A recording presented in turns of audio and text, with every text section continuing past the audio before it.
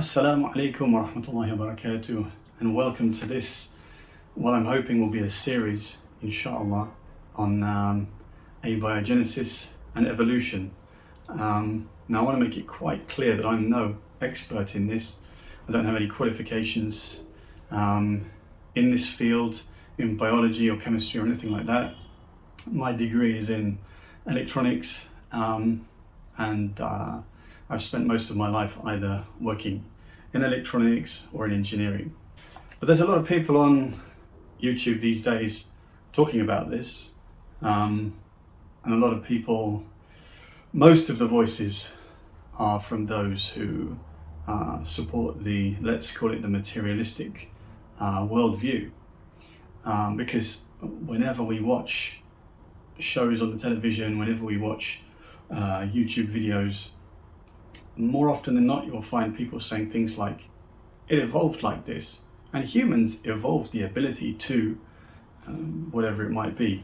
It's kind of a dogma that pervades everything we see, almost everything we see and do. So what I wanted to do here was just discuss my background. I obviously became a Muslim. If anyone's been watching my channel, they'll know I became a Muslim. I'm going to be very open about my positions, and some might say biases. I'll try my very best to be as objective as possible, and please feel free to call me out. So Bismillah ar-Rahman ar-Rahim, here we go. When I was in university, I became very interested in Eastern philosophy. Now that's mostly because I was studying martial arts. The reason I was studying martial arts was pretty much because I was a very quiet kid at school. I used to like to stay out of the way. I didn't like to get into fights. I didn't want to get punched in the face. There was a lot of other kids that didn't seem to mind that, but I wasn't one of them. As we got older as kids, you realised kind of the brutality around you and the necessity to be able to potentially deal with some of that brutality if you found yourself in a situation where you had to. So I started to train in Taekwondo. Once you start training in Taekwondo and things like this, well, I don't know about anybody else, but I really got into it. I was quite flexible, still am, alhamdulillah, and I was really able to practice it, the kicks and everything. And so I started looking into it a bit more deeply. Where did it come from? Philosophy, things like this. Of course, naturally, Bruce Lee was a big part of that. I started meeting up with people who study different martial arts. And back then was just before the whole MMA thing kicked off. You still had the kind of camps of different martial arts that thought they were, this one is the Aikido is better than, Judo and and so on and so forth. And then, I don't know, I guess in the late 90s, the UFC came along, the first UFC. And that's when we started to see things like Gracie Jiu-Jitsu dominating. Anyway, I digress. So I became fascinated by martial arts, by the philosophy. And I remember one time I came across a book by someone called Earl Montague. Hardcore martial artists might know this. It was a thick encyclopedia called Earl Montague's Dim Mak Points or something like that.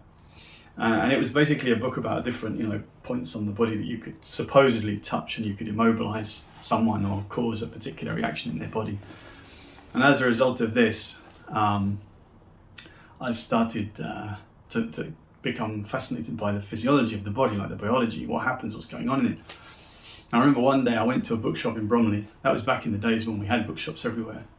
And I came across a biology book. I was looking for a book on biology so I could understand the physiology, where these points were, what they might, does a muscle coincide with a nerve, and whatever it might be, is that way this point is, or is it really some kind of chi thing? And that's what I was interested in. And I came across this biology book, which I bought. And as I was studying this biology book, I found a section on the DNA, the cell, let's say the cell, and the inside of the cell. And as I looked at this, especially this part, and I was reading about DNA, RNA, and replication of the code inside the DNA in order to manufacture proteins, I was just struck by the factory-style mechanical engineering process.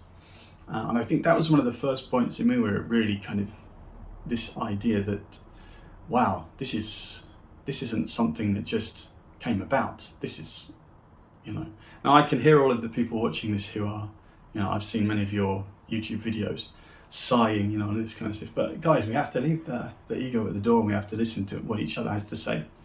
When I was growing up, I was brought up as in a Catholic home. My mother is Catholic, and she took me to church with her and so on. And so some people grow up in that environment and they don't believe in God when they're older, but I believe in God. I believed in God, still believe in God, our creator. And we can rationalize that later, but we're talking about, I just want to give you the history so that you know exactly where I'm coming from in the following videos. Once I became a Muslim, and again, there's some more videos on my channel about that, a long way down the line, I started looking at this, because as you grow in a particular religion, or in any new kind of type of thought that you take on, you start to discuss it with people, and then maybe people will debate with you and ask you questions about it, and that will then prompt you to go off and do some research. And typically this area of evolution specifically, because abiogenesis is something that I wasn't really aware of or considered until quite recently. But evolution specifically is kind of like the key differentiator between those that say there was nothing, and then some stuff happened, and over time, processes, mutations, etc. Here we are. And those that say there was a creator, ever-living creator, always been there, and that creator, he's the one that put everything in its place, created us, etc., etc. So evolution seemed to be that key point. So I did a lot of thinking about it, and I remember back in those days, the only kind of Islamic or Muslim writers was that guy Harun Yahya. I mean, if you typed in what do Muslims think about evolution, it would come up with Harun Yahya. And there was good content, but there was always something didn't feel quite complete about it. And there is a lot to be said about the scientific method in terms of, again, scientific method, science. This is another thing which often remains fuzzy in people's minds. It's like when you say these days digital transformation, what does that actually mean? So a lot of these things we're going to need to define. I wasn't completely satisfied with what I was seeing from Harun Yahya, although a lot of his stuff was good, and also his origins and who he was, and he seemed like a bit of a strange fellow. Anyway, I was trying my best to do some research and answer the questions here and there and discuss it with people, and then it kind of I satisfied myself and just moved on. You become interested in other issues. Fast forward 20 years or something, 15 years. So my daughter comes home with her biology book, and she shows me she opens it onto one of the pages and said, "Look at this, Dad." And what it shows is that a giraffe and an okapi have a common ancestor. And the book is pretty much just glosses over what happens, but it says the okapi came from the ancestor, and then the giraffe basically evolved due to different needs in its environment. It was able to, through mutation and natural selection, over millions and millions of years, grow this long neck and blah, blah, blah, blah, all that kind of stuff. But if you look at the number of actual differences in the DNA, you look at the biological differences between this supposed ancestor, or even the okapi and the giraffe, and have a look at everything really and think to yourself, okay, let's look at this in biochemical terms, or let's look at this in terms of what would the actual steps, the actual chemical and biological steps be for that to happen. None of that is there. None of that's covered. I suppose people would say, it's far too complicated for kids to understand, but okay, fine. Why don't they teach it in courses in universities and things like that? No, it's just, you'll find the very same kind of skimmed over, this is just how it happens, accept it. And if you don't accept it, we're just going to laugh at you. The likes of Ricky Gervais, Hitchens, Dawkins, all very arrogant and use comedy and derision, and they all use these very non-scientific methods of argumentation at the end of the day. You know, when it comes to the point where, oh well, look, we want to see actual evidence. How would this have gone from step A to step B to step C, and then how would the, I mean, I'm no expert as I said, but I understand that there's a special valve in the neck of the giraffe, and the heart is larger to allow it to pump more blood all the way up to the top of the head, and so many differences in the biology of the creature. The body plan is totally different, and would require, you know, a totally different set of steps. I mean, if you look at it as an engineering problem. So yeah, that's what I would like to understand. If that's what you're claiming, if this is a result of this so-called evolutionary process that Darwin came up with, and you're trying your damnedest to fit this into everything and explain everything using it, then how exactly does it work?